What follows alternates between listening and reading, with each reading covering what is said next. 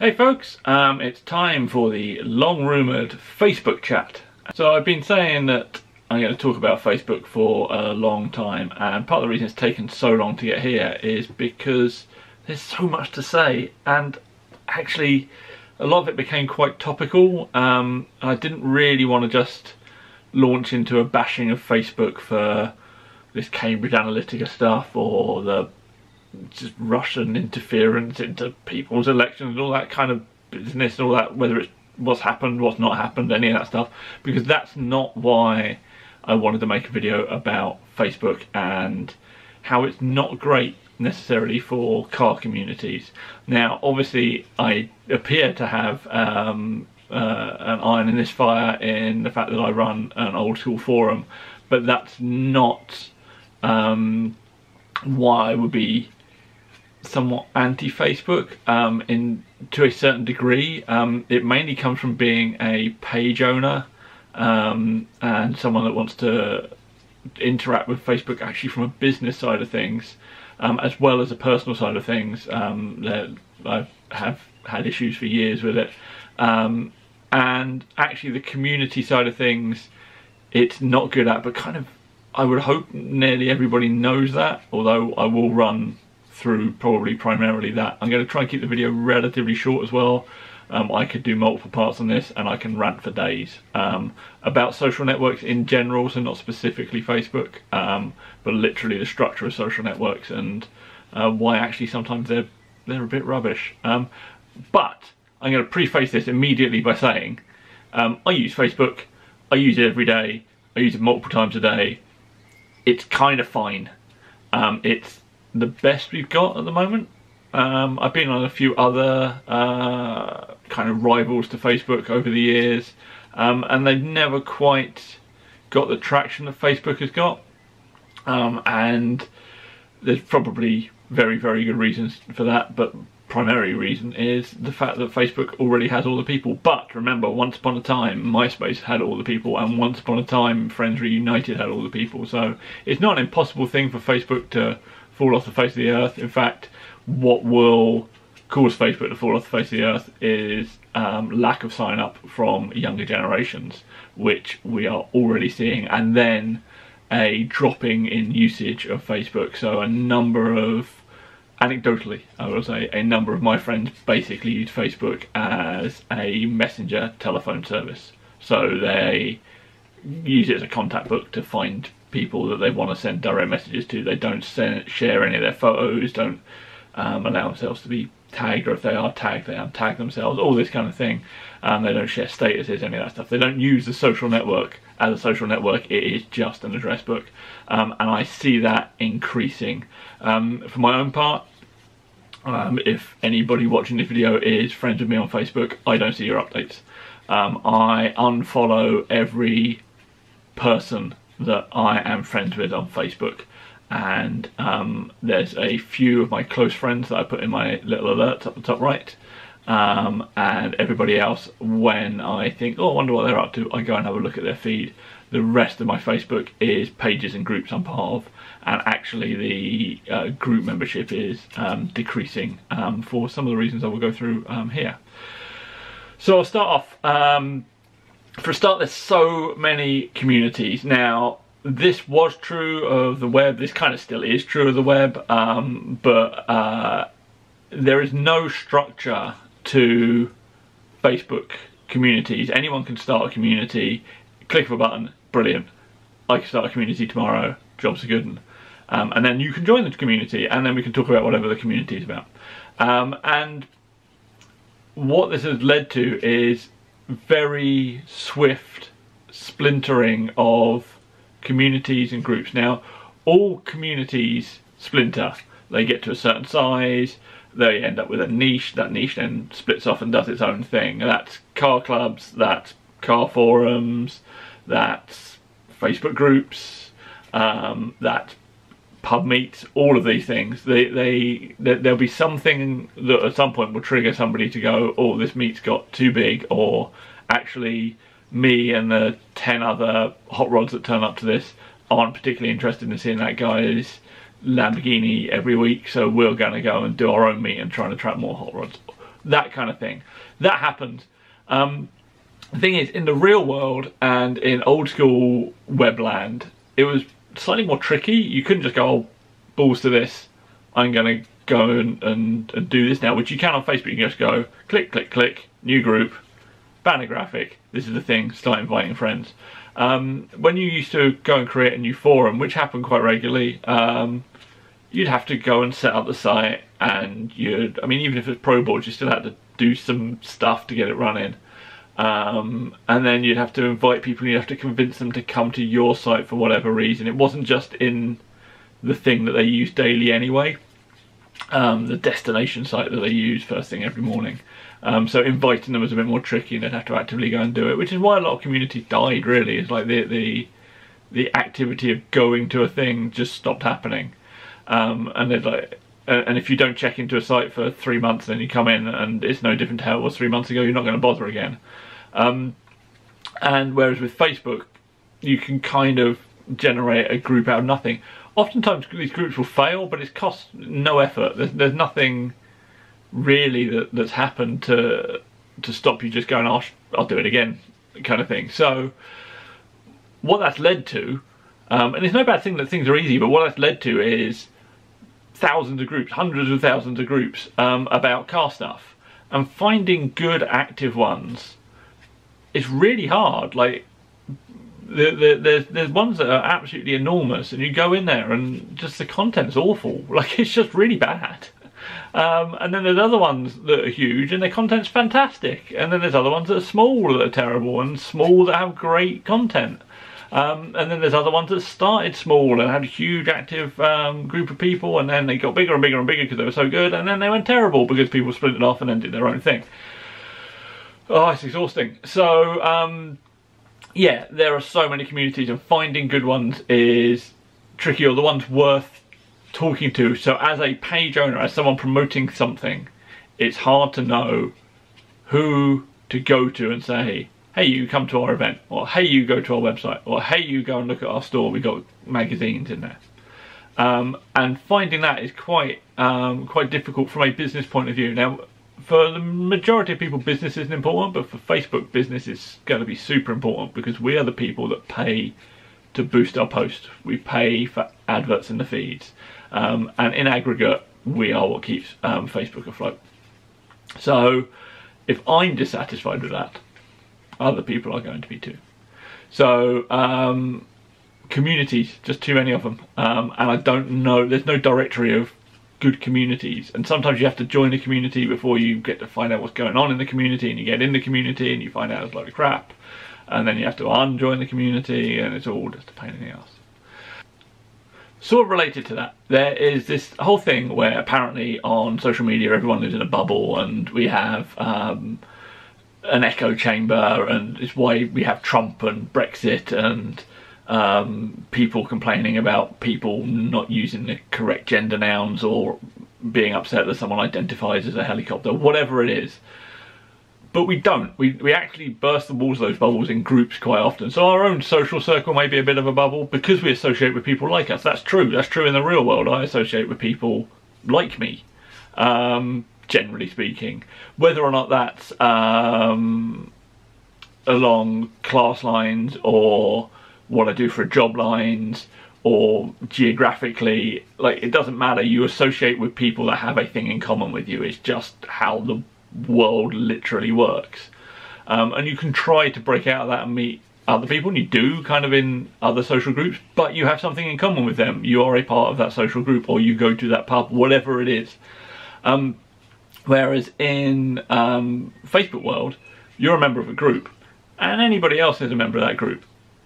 Hundreds of thousands of people, and you will see stuff written and posted in there that will probably boil your blood, from whatever side of whatever political social spectrum you're in, and that can actually be disharmonious to a group, and because the moderation tools on Facebook are a bit lacking, it's actually difficult to moderate in an even-handed manner on Facebook. It's difficult enough to moderate in an even-handed manner on most forums, You'll always annoy someone whenever you do a bit of moderation, whatever it is. And sometimes moderators do get out of hand, and moderators do get power hungry, and moderators just make mistakes occasionally. And that is what it is. You have to deal with it. On Facebook, that's kind of, there's a couple of things that are slightly different. One, the moderating tools are a bit sledgehammer, basically. It's like, get rid of this post or don't. Like, there's nothing there's no giving people warnings or any of that kind of stuff.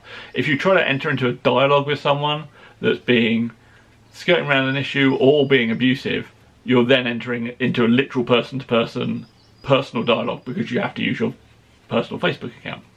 And that actually makes it a little bit more fraught. And usually the moderators on most groups are not really visible, probably for good reason, like because you get a bit of abuse on Facebook occasionally, you get enough abuse on YouTube, so Facebook's even worse. So it's just a bit of a pain to moderate, but you do end up bursting your bubbles for good or bad reasons, and I think sometimes that can cause communities to get a little bit more fraught than they need to. One of my biggest problems is repeated content, because you get it in forums, you get reposts, you get it on Reddit, you get reposts, you get it on Twitter, obviously, like that's literally what it's built around. But on Facebook, because there is no history to a group, so it acts like a community, so it acts like a forum or a Reddit subreddit. And in a forum in particular, not so much with Reddit, but in a forum, if someone reposts something that was posted last week or 2 months ago or 3 months ago, which is like within a window of this is a repost, then you can bump that old thread up, lock the current discussion, or move that current post into there. Lovely, it keeps conversation neat. If someone searches for that in the future, they find that thread, it's a bit more full, it's got a bit more information in it. Wonderful. Facebook doesn't work like that at all. So you can end up with the same stuff reposted every day for like 2 weeks. It doesn't usually happen that way. You usually get like a couple of weeks between reposts, but it's quite tiring. So I'm part of a few motor racing groups, and one of them is, I'm sure a lot of people are a member of it, is the unique, innovative band racing car thing. It's good. It's good. It's got some interesting stuff in there. But you see the same 6 cars like at least once a month. It's complete nonsense in that regard. Like, I just see the same stuff, and it's actually just a waste of my time. It's just noise. I've seen that car. If you've got new information on it, if you've got more pictures of it, great. What would be great is if you have more information about it and you can put it in the context of the previous information we had. Like, I don't know, a forum might do. This does not work on groups because everything is algorithmically generated on Facebook. So that would not necessarily bump to the top. It would not necessarily attract the attention of people that previously contributed to that discussion. And that's a problem. Like, it just leads to sort of dead-end discussions. Like, discussions in groups are just dead-end. They're gone. They're done. And that's not for me. Like, I don't appreciate content of that type in that way. I appreciate, bang, here's the thing. Oh, isn't that nice? Yes, that is nice. Oh, here's this person that owns it. End of story. I appreciate that. I appreciate that there's this kind of very swift sort of world in which we live, where stuff is here, we just appreciate it and it's gone. But for a lot of car stuff, there's usually more depth to it. There's usually more history to it. If it's a current build, there's usually updated pictures. If it's a historic car for whatever reason, then there's going to be more pictures of it. There's going to be more footage of it. And you can find, even on Facebook, sometimes you'll go back and there'll be comments in things that you interacted with where they put up video of it, but it's like 2 weeks after you interacted with it, you weren't notified about it. And you never would have seen that if you hadn't gone back searching for a particular thing. And it's just quite frustrating. It's rubbish is what it is. It's actually just rubbish.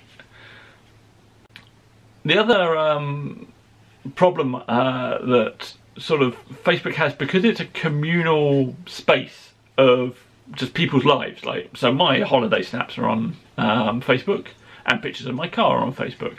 And I attend car events on Facebook, and I'm members of groups on Facebook, but I also follow bands on Facebook, and I look at video game stuff on Facebook, and my friends and I arrange all of our social events via Messenger. And because of that, it's kind of a weird mix between what you would think of as a general forum and specific subject areas. And oftentimes I'm finding the blurring of those two is quite frustrating, because you used to get on forums, and you, depending on how the rule structure is set up, particularly if they've got like a general off-topic section, you get those things you used to get in emails like forward, here's a hilarious joke, or here's a picture. So memes and stuff used to be spread that way, and now they're on Instagram and on Reddit and wherever else people use nowadays. And Facebook.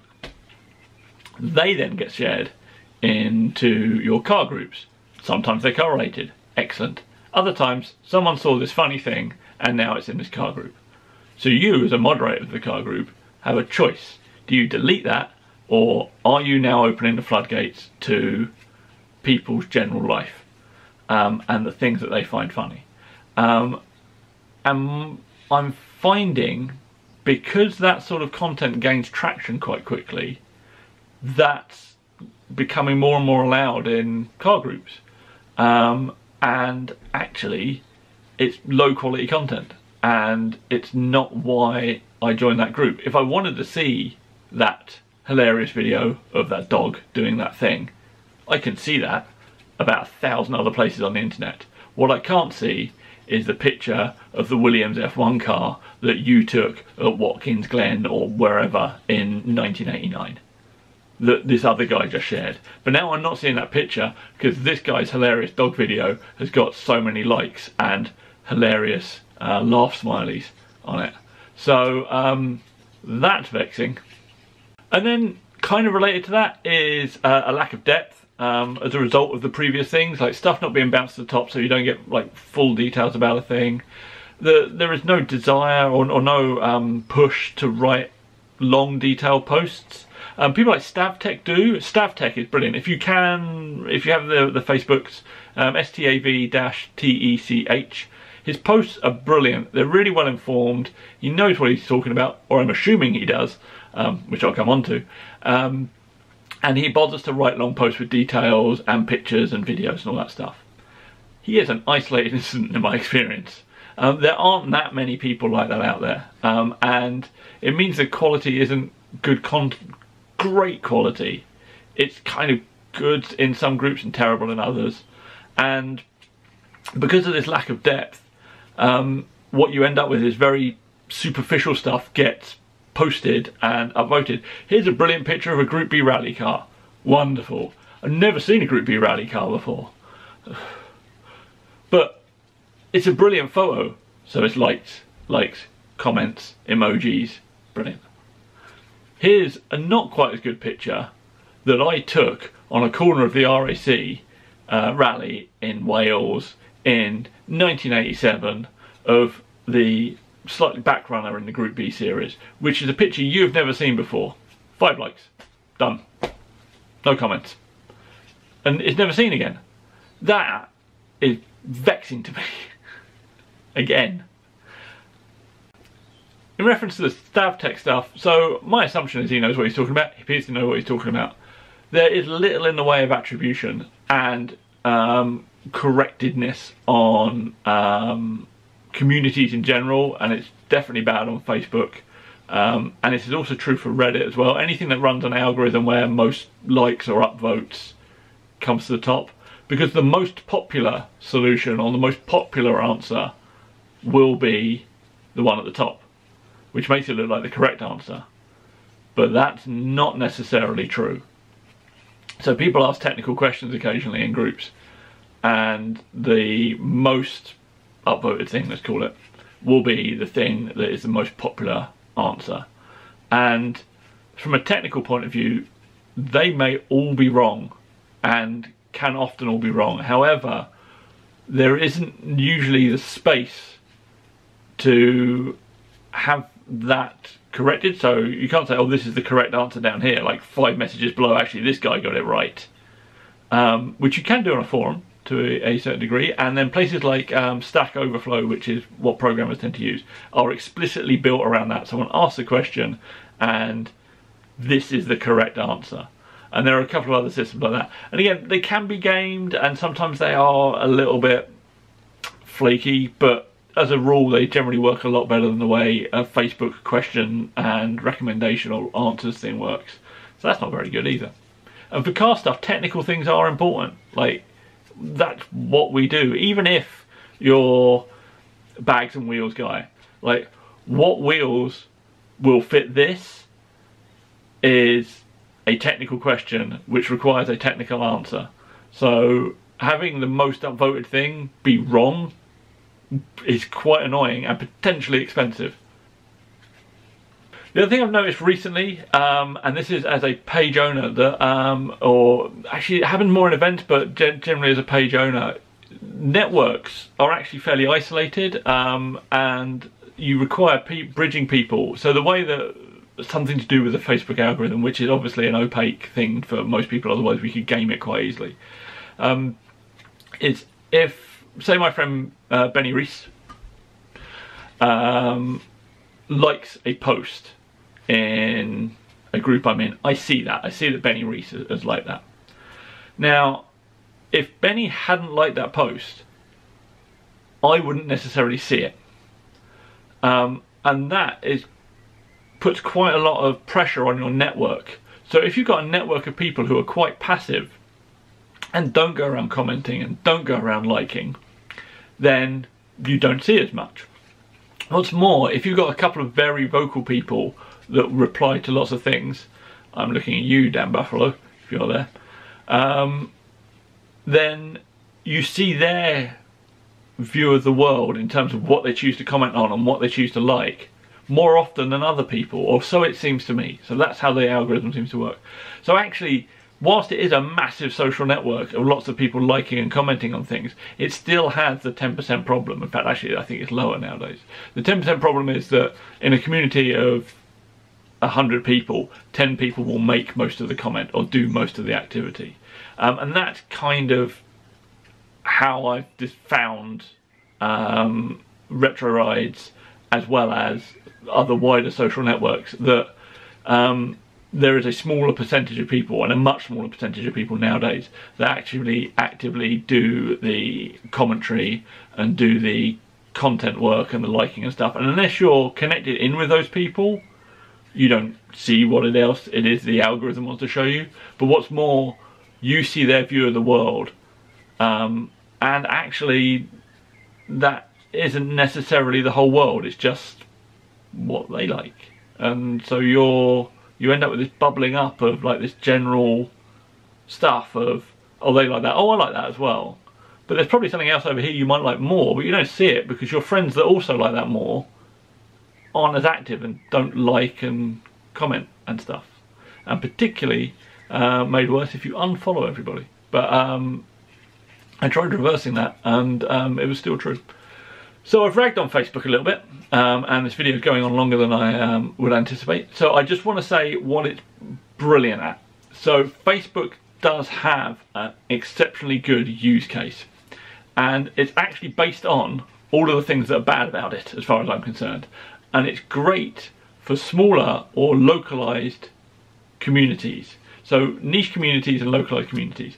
And the reason is this: if you're a part of a niche community, if you have a Wartburg in the UK, right, and there are another 60 Wartburg owners in the UK, whatever it is, if you had a website for them, you'd have to go every day to have a look at that to see if there was content on it. And there's not likely to be, because there's only 60 of you. If there's 60 of you on Facebook that have a group and you do all the thing where you kind of get notified when content is added in, which you can do, you can like go, tell me about everything that happens in this group. Because it's a small group, that's not a bad thing. It's not going to flood you with stuff on your feed. And it puts you in touch with these people that you're not going to go and visit every day. But when something is coming up, the Festival of the Unexceptional or something like that, that you want to organise a stand for, you have a place to go and do that. If you don't have that group, you're not going to do it. Or you're going to end up with a limited subset. So when someone imports another Wartburg, they're going to find it hard to find your group if you're literally a real world group that communicates only via email or via Messenger, or you have a Slack group or something like that. So that's number one. The localized aspect is also quite useful. So I'm in Somerset, so if there was a South Somerset Datsun Owners Club, which there isn't, but if there was, I'd be in that. Why? Because I've got a local community there. And that's great because, hey, we're going down to Haynes Museum. Sure, let's go there. Or I've got this problem, can you come and help me? Sure, I'll be over.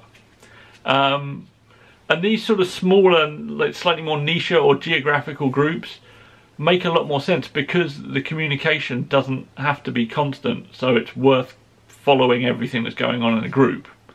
So you don't miss out on anything, you don't rely on the bridging network, you don't need the depth because it's generally around arranging things, whatever that might be, whether it's a par or an event you're going to, or it is a technical question. But again, it's a small group, so if there is a technical question, you're more likely to get a more correct response immediately. Whereas if you've got a group of 100,000 people and the received wisdom of something, I don't know, oh, banded steel is illegal, and the received wisdom for many years was yes, and that was wrong and incorrect, but that would have been yes, this is definitely the truth.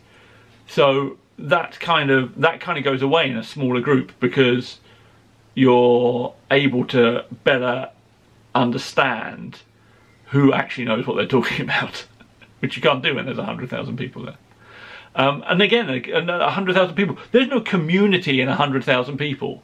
There's no community in 50,000 people. Like, Retro Rides has 45,000 registered users. There aren't 45,000 people using Retro Rides every day. There are hundreds of thousands of visitors, but the community aspect of it is a much smaller subset because of the 10% rule of people that are using your thing. On Facebook, it's not built around personal identity within groups. Like, it's not like, oh look, it's John's posted again.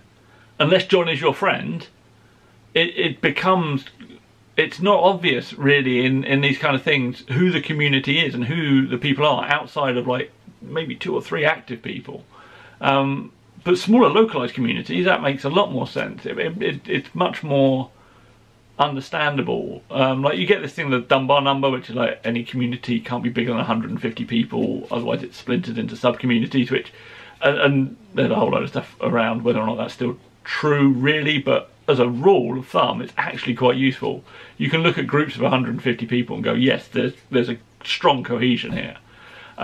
So that's what my thought is, that there is an ideal use case for groups on Facebook, but it's not the one they're currently being used for. But I don't have a solution. Facebook is great in many regards. It is a platform that people use. I can whinge again in the future about what it's like to be a page owner on Facebook that's trying to get a message out there to an audience that is already engaged with you. But that's a rant for another day. So I don't know if this is any use for anybody. I hope it was at least mildly entertaining. I'm sorry it's nearly half an hour long. See you again.